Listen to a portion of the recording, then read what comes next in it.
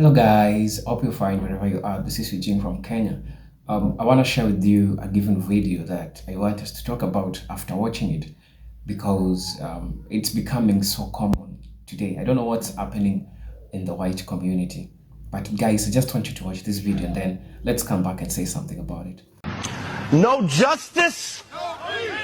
No justice.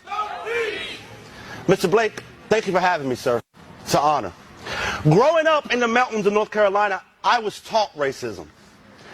From as young as I can remember, I was told black people are violent. Black people are lazy. Black people are not as smart as white people.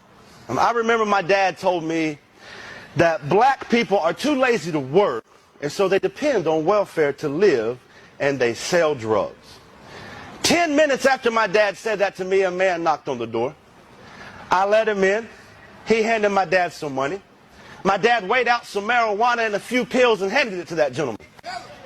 And then we went to the store to buy some groceries. We didn't buy groceries with the money that man just handed my father. It was little yellow, blue, and green food coupons. So my dad is trying to teach me that black people are drug dealers on welfare while my dad was selling drugs out the living room, living on welfare. You see, he would tell me, son, I work very hard. I don't make enough money to provide for you kids, so that's why I sell these drugs. I just love you so much. And these food stamps, well, I pay my taxes, so I earn them. You see, the indoctrination begins at a very young age. We are taught without even knowing it, there are two Americas. Despite marijuana use with the black community and the white community at the same rate, the black community is arrested and convicted at a rate 3 times higher than white America. There are black Americans in prison right now serving 30 and 40-year sentences for marijuana, while corporations are becoming multi-billion-dollar businesses selling marijuana. There are two Americas. If a man broke in my house right now, and I shot that man in the back, albeit in my own house, I could not claim self-defense because I shot him in the back. But a police officer can shoot Jacob Blake in the back 7 times and still be at work. If that's okay with you, we are on different moral platforms. We are on different ethical existences if that's okay with you. There's two Americas. The America I grew up in says if you comply, everything will be okay. Well, for white America, that's true. But black America faces a very different reality. The use of force and the threat of the use of force is actually 4 times higher for police-initiated interactions. The America I grew up in will say, if you stop talking about racism, it'll go away. Well, for white America, that's true. Because as a white American, I don't have to think about my race. I'm not judged by my skin color as soon as a potential employer meets me. As soon as a loan officer meets me. As someone that's coming to appraise my home for sale, don't judge me by my skin color. As a white American, I can completely forget about my race and even racism, so long as nobody talks about it. So then in my world, it won't exist. Well, I've decided enough of that. I'm here to call white America to task. I'm here to tell white America it's time to stand the hell up. Beside our fellow human beings, beside our fellow citizens, and it's time for white America to be part of the solution. I was raised by racists. I was taught how to be racist. So you can quit telling me that racism doesn't exist. You're a damn liar. I was raised in the belly of the beast. I was raised by racists, and now they hate me. I call that a glow up. It's all right. I'm not here to speak for black America, over black America, at black America. I'm here to speak to and at white America, and I'm screaming, wake the hell up. White supremacy is woven into the very fabric of this country. White supremacy bleeds from every pore of this country. In schools, we have standardized testing, but we don't have standardized resources. We don't have standardized opportunities. In hospitals, a black woman is more likely to die during childbirth at a rate 3 times higher than that of a white woman. In neighborhoods, power plants and dumps are more likely to be put up by a predominantly black neighborhood than a predominantly white neighborhood. At home, 22% of black America lives in poverty, whereas only 9% of white America lives in poverty. White America loves black music, black trends, black culture, but kills black people at a rate 2.87 times higher than that of white people by the police. All of these things will not change unless we tear down, I'm going to say that again, unless we tear down the system of white supremacy that has built them into existence. We cannot fix the current system, for it is not broken. This system is working exactly as it was intended. Passing laws will not change it. You cannot legislate morality. Black America has screamed tirelessly for decades about these injustices, while white America has turned a blind eye and a deaf ear. Well, I'm here to say no more. Change is coming. Revolution is coming. It's time to open your eyes, white America. White people make up nearly 60% of the American population, and the overwhelming majority of them refuse to even admit that racism exists. They think that there's a conspiracy against them by the government with zero evidence, but ignore the obvious systemic racism and oppression against black America that's well documented. Well, I've made it my life's mission to call white America to task.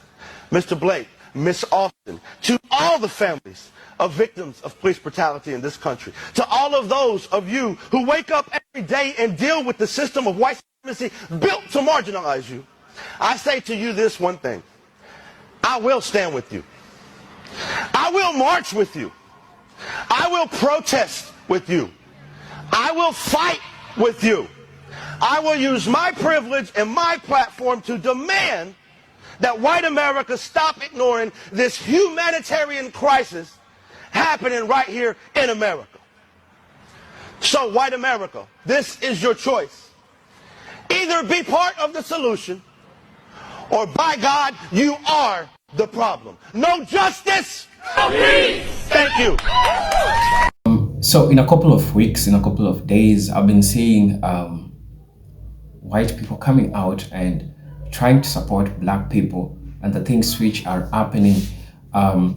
Historically, this is something which is deja vu. Everyone knows this, that the history has not been in the favor of a black person, So we as black people, we as Africans, African American, the diasporans, and the all fraternity, it is so absurd to expect these people coming out today, because we know they should be defending themselves as it used to be.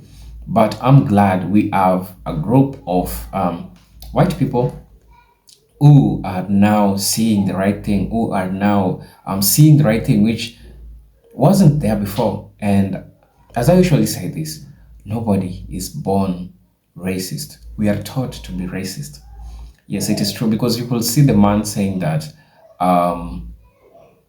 his father taught him some things, and the stereotypes about the black people. And I think the same thing has happened back in Africa, because the same narrative, it's the same thing that we have been told, the same narrative about our brothers in the diaspora, the stereotypes, the things that they normally do back in the United States.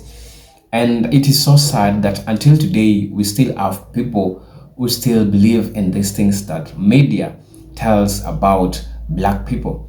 And it took me a while to know that some things which are being said about diasporans are not true, because they are not just true. And with the recent confessions which a number of white people are making today, it's so alarming. And this shows a shift. This shows how it is going to happen. And as it was predicted, it is going to happen that the black people, the black fraternity will get their power back, will get their voice back. And I'm thankful that it is not today, it is not only a fight for diasporans, Africans in general, but it is the question of being human being. And I thank everyone out there, despite your color, coming out and calling out what it is for what it is, because that what you are required to do. It's something to look beyond the color. It's a question of humanity. And I'm glad that black folks, I'm glad that everyone is starting to see the reality. And this is a wake up message to even all Africans back at home. You need to know that most of the stereotypes, most of the things that you see on the movies, most of the things that happen around you are not true, as you are told about our diaspora brothers and sisters. And you need to know this, because the sooner you know this, the sooner you know the truth.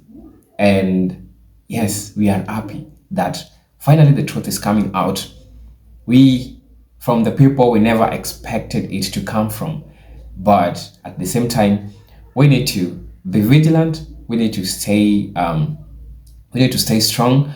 And as I always say, I've been receiving people saying that this is a black supremacist channel. I'll say it again. It's a question of humanity. When a person decides to stand for their rights, they are standing for their rights for what it is, for what it is. Saying the truth the way it is, there's no problem with that, because you need to talk the truth. People gotta hear the truth.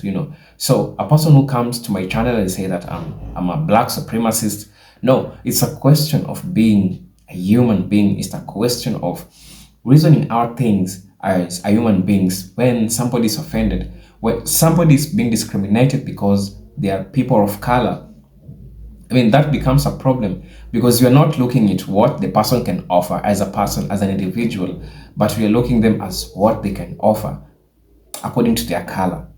So guys, that was my take on this video, because I've been seeing a number of people coming out, especially white people, coming out and calling out their own people for some things. Some also regret their families, that they were raised, that they are racist about the things that they tell them about black people. Some of them are opening up that their families told them never to interact with black people. And times are changing. Times are really changing, because they are going against all the odds. They are going and they're doing everything which is required of them. And I'm really, really happy for the world for seeing things beyond color and seeing things as human beings. Now, this is your boy Eugene from Kenya. Until then, peace, love, and harmony. Tell me what you think about this clip here that was being played by Mama T. If I'll spell this name right. Salute to the woman. She's providing good content out there. Until then, peace, love, and harmony. Salute.